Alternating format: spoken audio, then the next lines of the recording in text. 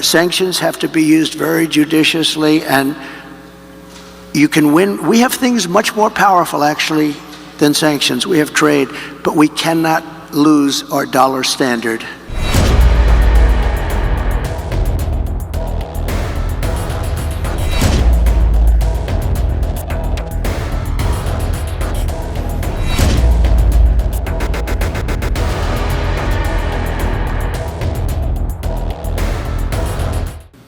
I would like to ask about the United States economic sanctions programs.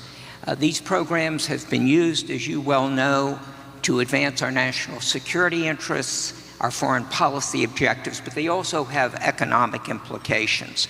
And the most recent was the program against Russia in response to their invasion of Ukraine, where for once we got the support of all our allies. So my specific question is, would you strengthen or modify any of these economic sanctions programs, particularly Russia, including the pipeline you mentioned?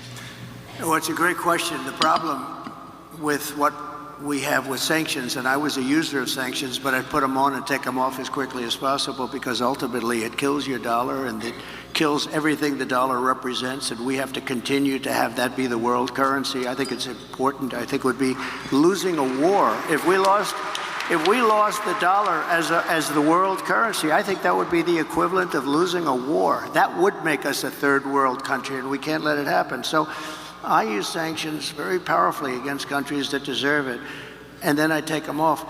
Because look, you're losing Iran, you're losing Russia. China is out there trying to get their currency to be the dominant currency, as you know better than anybody.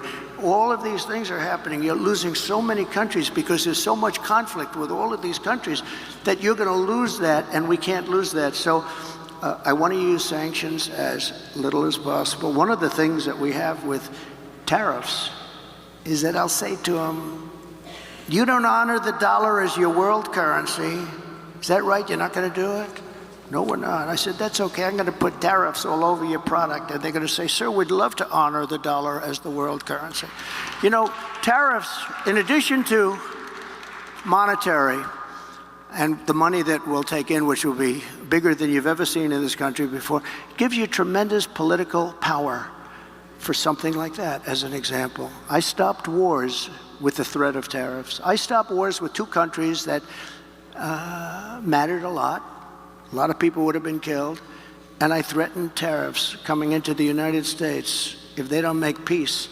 And we made we didn't have conflicts like you have right now. We had very intelligent people. But the biggest threat you have is you lose that currency, and we have lost something that you'll never get back. And we can keep it if we're smart, but they use it too much, and then they just forget about it. And these countries like Russia, it's going out now and doing its own thing, and you know, they're going out bragging about how they don't need us anymore, et cetera, et cetera. The sad part about Russia is that Ukraine would have never happened if I was president, so we wouldn't really have to be talking about sanctions. But it did happen.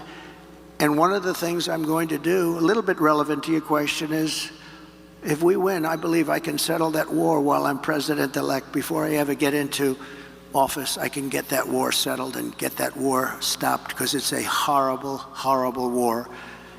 And far more people are killed in Ukraine, far more people than you're realizing. They'll knock down this massive building, amazing, the size of these buildings, they'll knock it down. They'll say nobody was injured. No, a lot of people were killed. The real numbers are far greater than what people are looking at. So I think it's a very important thing.